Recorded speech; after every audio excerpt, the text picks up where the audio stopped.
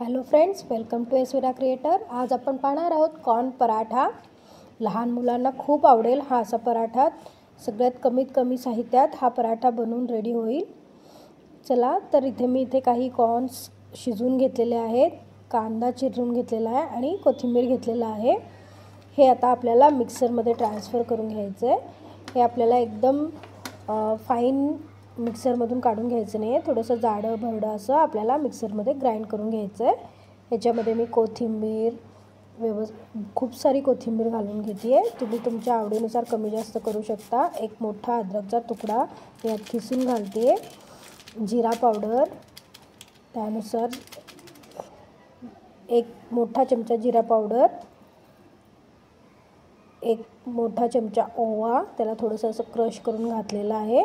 हळद, धने पावडर,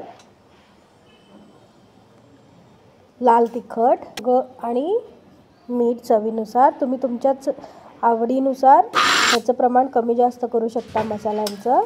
हे मी मिक्सरला जाडं भरडं असं काढून घेतलेलं आहे। हे मिक्सर मी आता एका भांड्यामध्ये ट्रान्सफर करून घेते आहे। हे बघा व्यवस्थित माझं किती छान दिसतं याचा कलर। आता आपल्याला ह्यामध्ये चिरून घेतलेला कांदा घालून घ्यायचा आहे आणि ते व्यवस्थित मिक्स करून घ्यायचं आहे। तुम्ही तुमच्या आवडीनुसार ह्यामध्ये पनीरसुद्धा घालू शकता, त्याच्यानेही खूप छान टेस्ट येईल पराठ्याला। हे मी व्यवस्थित मिक्स करून घेतलेलं आहे। आता मी एकीकडे चपातीचं पीठ चपातीसाठी कसं पीठ लागतं तसं पीठ मळून घेतलेलं आहे। तेवढं सॉफ्ट बनवून घ्यायचं आपल्याला, एकदम घट्टही नाही मळायचं आणि एकदम पातळही नाही। आता याला व्यवस्थित पीठ लावून घेऊन आपण चपातीसाठी कसंच चपाती लाटतो तसं लाटायचं आहे। फक्त एवढंच की आपल्याला थोडंसं पातळ असं लाटून घ्यायचं आहे, थोडंसं पातळ असं लाटून घ्यायचं आहे। हे बघा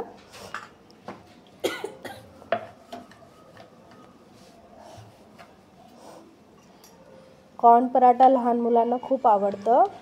हा पराठा नक्की बनवून पहा घरामध्ये।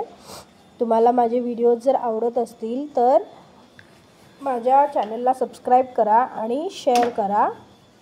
इथे मी पातळ अशी चपाती लाटून घेतलेली आहे, त्याच्यावर मी इथे पिझ्झा सॉस घालून घेते आहे। लहान मुलांना आवडेल असं हे पराठा मी बनवलेला आहे। त्यामध्ये हे मी आता व्यवस्थित चमच्याच्या साहाय्याने स्प्रेड करून घेते आहे। तसेच मी ह्याच्यावर मायोनीजसुद्धा घातलेला आहे। माझ्याकडे बर्गर मायोनीज होतं, ते मी इथे यूज केलेलं आहे। तुम्ही कुठलंही मायोनीज यूज करू शकता। काहीही नसेल तर तुम्ही टमॅटोचं सॉस व्यवस्थित लावून घेऊ शकता। माझ्याकडे हे अवेलेबल होतं म्हणून मी त्याचा वापर केलेला आहे, जेणेकरून त्याची टेस्ट आणखीन छान येईल। असं चमच्याच्या साहाय्याने व्यवस्थित स्प्रेड करून घेतलेलं आहे।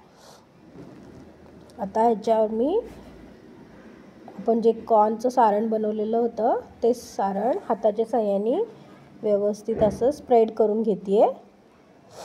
इव्हनली सगळीकडे स्प्रेड करून घेते आहे आणि आता हे आपल्याला फोल्ड करून घ्यायचं आहे। मी ते ट्रायंग्युलर शेपमध्ये फोल्ड करायचा प्रयत्न करते आहे, पण तो माझ्याकडून जमलेला हा व्यवस्थित शेकून घेऊया।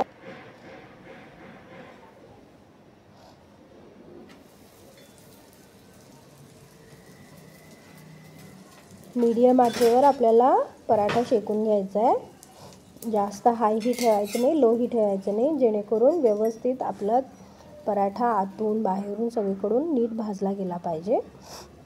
वरतूनही मी थोडंसं तेल लावून घेते। ह्यामध्ये आचेवर नीट शेकून घेऊयात। तुम्हाला माझे व्हिडिओ आवडत असतील तर चॅनेलला नक्की सबस्क्राईब करा आणि शेअर करा। आत्तापर्यंत तुमचा खूप छान प्रतिसाद मिळाला आहे मला, असाच मिळत राहू दे। हे बघा नीट असं दाबून दाबून मी शेकून घेते आहे।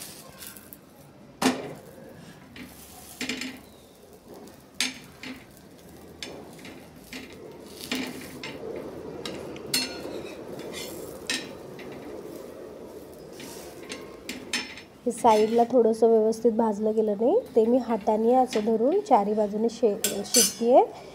तुम्हाला हाताला चटका भासू शकतो, मला प्रॅक्टिस असल्यामुळे मी हाताने यूज करते आहे. तुम्ही एखादा चिमटा किंवा कापड धरून हे असं शेकू शकता.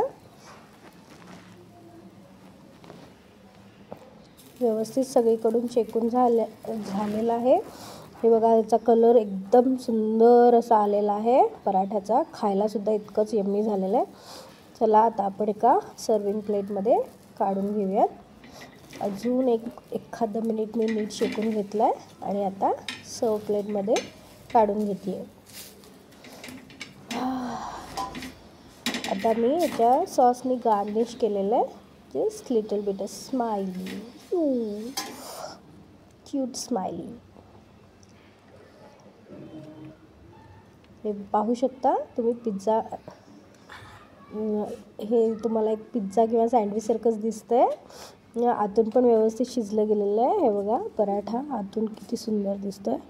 व्हिडिओ पूर्ण बघितल्याबद्दल खूप खूप धन्यवाद. असेच व्हिडिओ बघत जावा आणि शेअर करा. धन्यवाद.